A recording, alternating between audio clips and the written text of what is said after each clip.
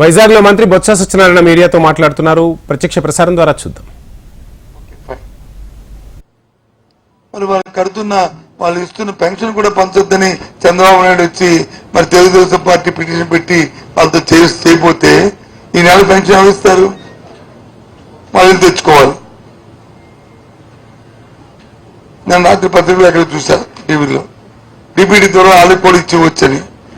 ఇచ్చివచ్చు కాదన్న, కానీ ఇవ్వాలంటే మరి బ్యాంక్ అకౌంట్లు వాళ్ళ తాలూకా ఇన్ఫర్మేషన్ వాళ్ళకి అవసరాన్ని రావాలి కదా.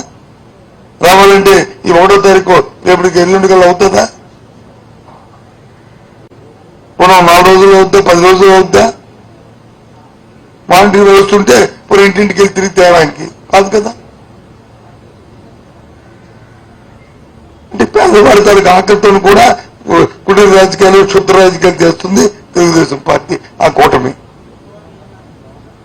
అవునా కదా?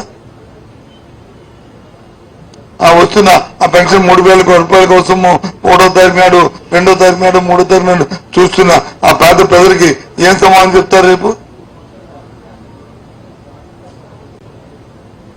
ఏ రకంగా సమాధానం చెప్తారు? ధర్మం ఇది. రాజకీయాలకు అద్దె పొద్దు ఉండాలి కదా. లే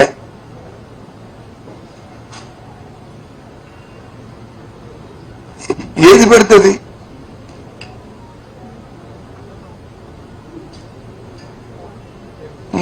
మా ఎడ్యుకేషన్ డిపార్ట్మెంట్ సంబంధించి డిఎస్సి ప్రకటించాం.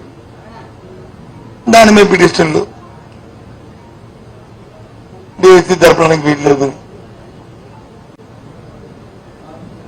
ఎలక్షన్ కమిషన్ వాళ్ళ పైన ఎలక్షన్ కమిషన్ తప్పట్లే. వాళ్ళు ఎవరికింద వాళ్ళ దృష్టికి వస్తే దాన్ని ఆచరిస్తారు. డిఎస్సి ఎప్పటి నుంచి విద్యార్థులు కోరుతున్నారు? ఎవరు? Unemployed youth. అప్పటి నుంచి అన్ని చేసి 60,100 పోస్టుల్ని మేము ప్రకటించాం. దాన్ని కోర్టు వచ్చి దానికి సమయం ఇవ్వాలని చెప్పింది.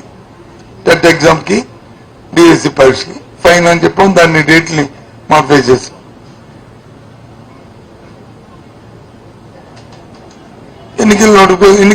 ఎన్నికలకి పోయిన దానికి సంబంధం ఉంటే అనుకోవడానికి లేదు.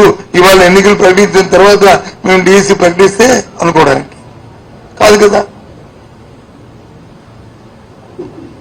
దానివల్ల ప్రభుత్వానికి డెవలప్ చేస్తే మరి పైపెచ్చు ఇది అంటారు. చూశాను ఏదైతే కోడ్ ఆఫ్ కాండక్ట్ అయిన తర్వాత అది పెట్టుకోమన్నారు. Okay, fine. ఎలక్షన్ కమిషన్ ఇచ్చిన నిర్ణయాన్ని ఆమోదించాలి కాబట్టి తప్పకుండా బాధ్యతల ప్రభుత్వంగా రాజ్యాంగబద్ధంగా చేస్తాము. ఆ డేట్లు కూడా త్వరలోనే, ఎప్పుడు ఎన్నికల ఎప్పుడు అనేది త్వరలోనే ప్రకటిస్తాం. ఆ డేట్లు కూడా అయిపోయిన తర్వాత ఎప్పుడు పెట్టుకోవడానికి కూడా అది ప్రకటిస్తాం. ఓట్లు లెక్కింపు అయిన తర్వాత, సర్టిఫికేషన్ అయిపోయిన తర్వాత ప్రకటిస్తాం. ఈ లోపే ఆ డేట్లు కూడా ప్రకటిస్తాం. అది కూడా రేపు ఎల్లుండి ఎలక్షన్ కమిషన్ రాస్తాము. వాళ్ళ పర్మిషన్ తీసుకొని డేట్లు ప్రకటిస్తాం. అంటే నేను అంటుంది ఏంటి, ఏ ఆలోచనతో ఉన్నది ప్రతిపక్ష పార్టీలు, కూటమి ఏ ఆలోచన ఉన్నాయనేది దానికి ఉదాహరణ చెప్తాను మీకు. ఏ అంశాన్ని తీసుకున్నా ఏదో ఒక అడ్డు పెట్టుకున్నా.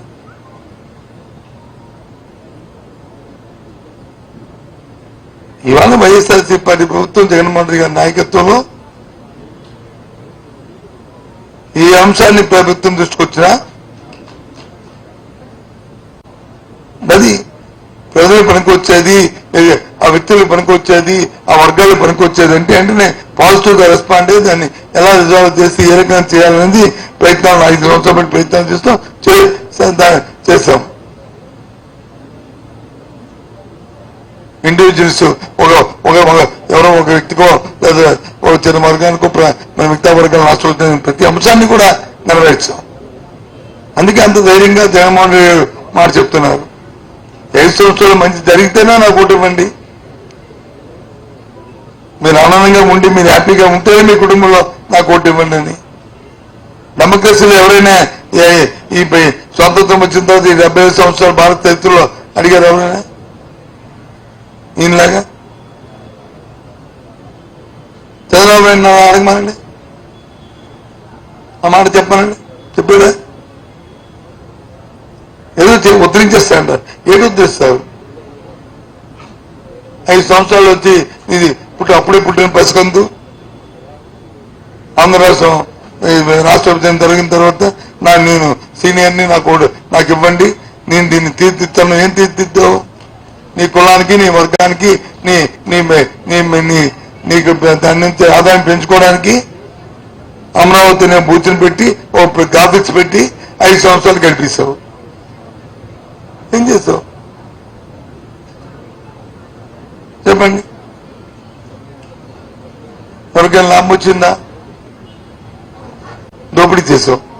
పేదవాడి తాలూకు అక్కడ బలగిన వర్గాల తాలూకి పేదల తాలూకు భూముల్ని ముందే కొనేసాల దగ్గర అక్కడ పెట్టి దానికి వచ్చి వాల్యూ యాడ్ చేసుకోవడానికి, అప్రిసియేషన్ తెచ్చుకోవడానికి నువ్వు చేసిన దుర్మార్గమైన ఆలోచనతో చేస్తావు. అంతకంటే ఏం చేస్తావు? దానివల్ల నష్టపోయింది, రాష్ట్రం నష్టపోయింది. అవునా కదా? ఇది వాస్తవాలు కదా ఇవి. ఏమి ఎక్కడ కూడా నేను అవాస్తవం చెప్పట్లే కదా. జగన్మోహన్ రెడ్డి ఆలోచన సమసమాజం స్థాపించాలని ఏదైతే అంబేద్కర్ గారి ఆలోచన ఉందో ఆ ఆలోచనతో బడుగు బలైన వర్గాలనే కాకుండా ప్రాంతాల్లో కూడా సమతుల్యం ఉండాలనే ఉద్దేశంతో అన్ని ప్రాంతాలను అభివృద్ధి చేయాలనే ఆలోచనతో మరి కార్యక్రమాలు చేశారు. కరెక్ట్ కాదా? అందులో భాగంగా విశాఖపట్నాన్ని ఎగ్జిక్యూటివ్ క్యాపిటల్ గా ఆయన ప్రకటించాడు. ఆ కార్యక్రమం చేశాడు. దాని మీద కోర్టుకు వెళ్ళారు.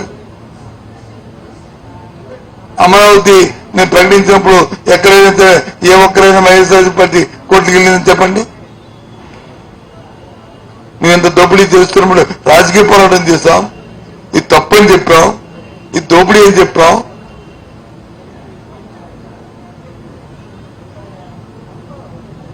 చెప్పండి. ఇప్పుడు ఎగ్జిక్యూటివ్ క్యాపిటల్ పెడితే ఏం చేస్తూ మళ్ళీ తగినమ్మా అంటూ ఇక్కడ వచ్చి బయట వాళ్ళు తీసుకొచ్చి ఇక్కడ పెట్టి వాళ్ళు దోపిడీ చేయడానికి ఇక్కడ మళ్ళీ ప్రయత్నాలు.